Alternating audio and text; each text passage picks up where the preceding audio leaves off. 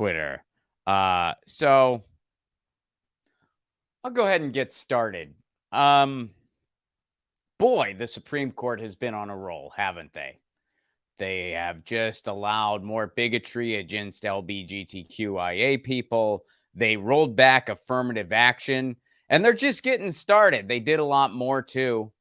They also ruled against workers' rights. They basically crushed workers' rights. When they ruled on Northwest Glacier and they said, hey, an employer can now sue striking workers for, quote, property damages. And you can bet damn sure they're going to interpret that as vaguely as possible. They basically crushed your right to strike. Not directly, but sort of indirectly in a roundabout way, crushed your right to strike. They're literally setting the table for a straight up fascist theocracy. That's what's going on, not an embellishment. And because of this, you're seeing everybody roll out the same old hits when it comes to who to blame for the Supreme Court. And we're seeing all the likely culprits. Jill Stein, Ralph Nader, people with no power, basically. And here's the deal. Donald Trump should have only had, at most, one Supreme Court pick, and technically he should have had zero. Honestly, zero is not out of the realm of possibility. One at max. If Democrats were completely corrupt and incompetent, Donald Trump would have had at most one Supreme Court pick, and here is how. So first of all, let's go back to when Obama was president. Obama should have gone to the mat and fought for the Supreme Court pick that was rightfully his. He didn't.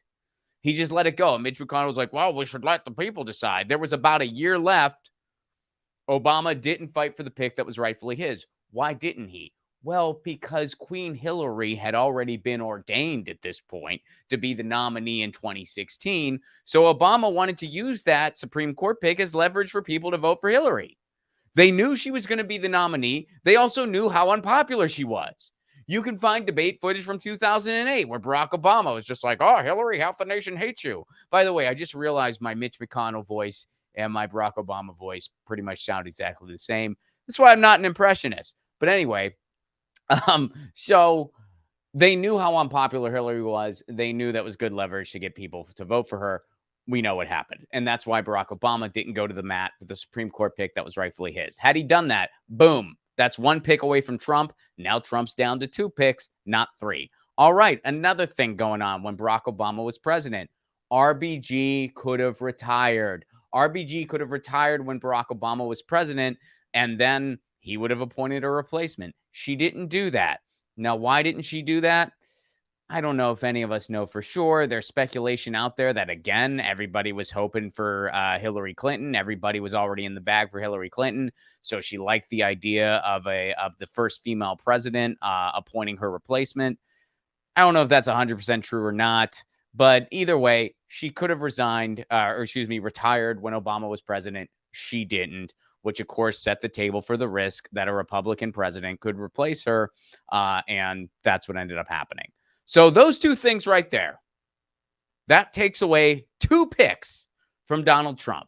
So now, instead of 3 Supreme Court picks, Donald Trump is down to 1. All right, so here's the deal. Keep in mind, Donald Trump's last Supreme Court pick happened with a couple months at best left in his presidency and during a pandemic.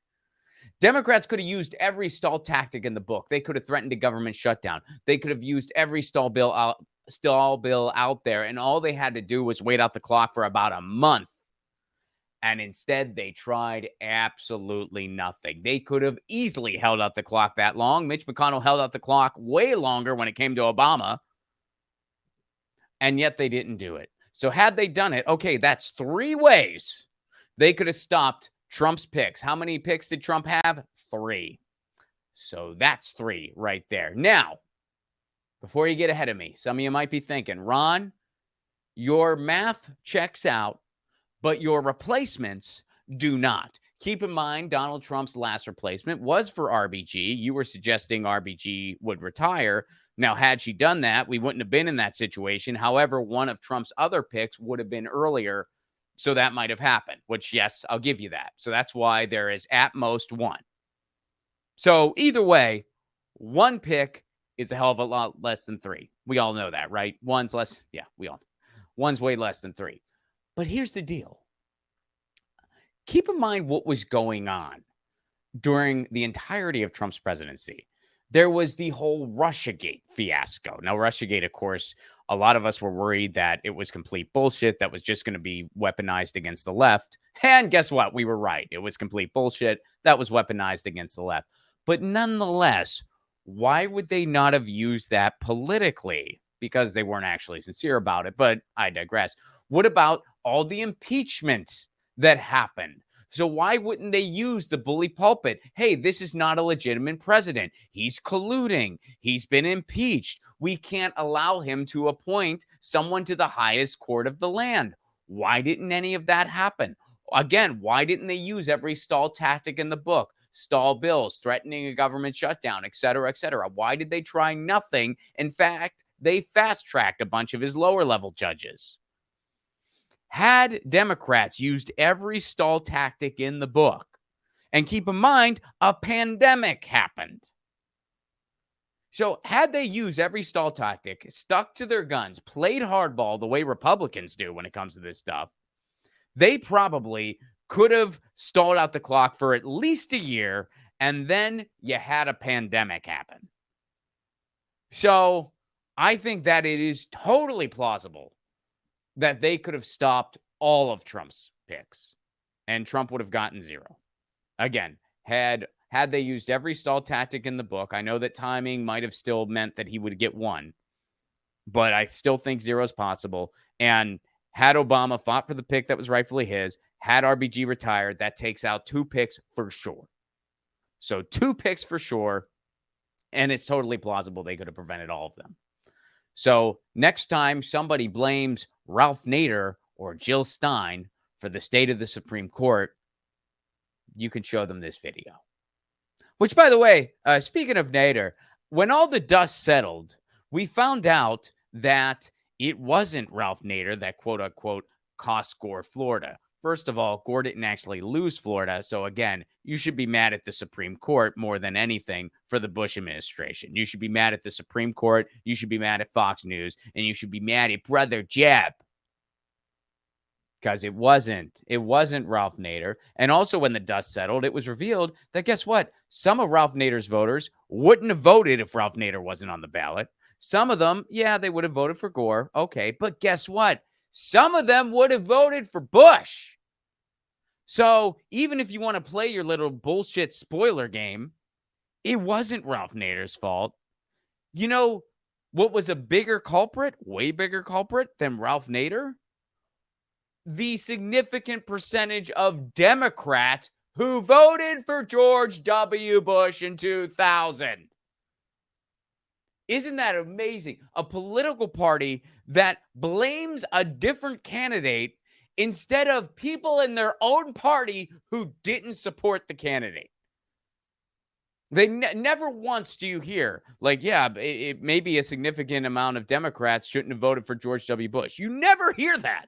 You only hear Ralph Nader, which, by the way, even mathematically doesn't add up. It's amazing, the cognitive dissonance in American politics. Absolutely amazing. But, buckle in. Buckle in. And, folks, I will remind you that I am going to be at the Edinburgh Fringe Festival this August. If you really want to get out of the country, August is a good time to do it. Come hang out at the Edinburgh Fringe Festival with me. I'll be there August 16th through 27th. My shows are at 4 p.m. daily. All information can be found on my website at ronplacone.com. Those shows are free, by the way. It's part of the free Fringe. And October 21st, I'll be back in my own neighborhood in San Pedro, California. We're doing a comedy series at the Grand Annex. That's October 21st. The first headliner is Stephanie Blum, and I'm on that show too, obviously. So, ronplacone.com for all tickets and information. Oh, man.